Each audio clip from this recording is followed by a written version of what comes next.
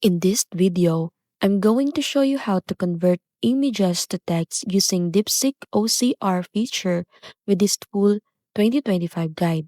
First, log into the DeepSeek website and head to the chat area. To begin, click the upload or attachment icon and select the image you want to convert. This can be a screenshot, photo of a document, notes, or even a scanned page. Once the image uploads, simply type a prompt like extract the text from this image or convert this image to text and press enter. DeepSeek will process the picture and give you clean, readable text right away.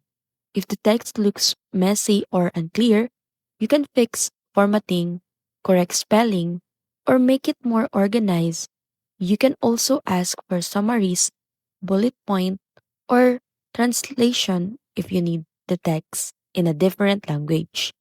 When you're done, copy the extracted text into your notes, Google Docs, or whatever you need it, and that's it.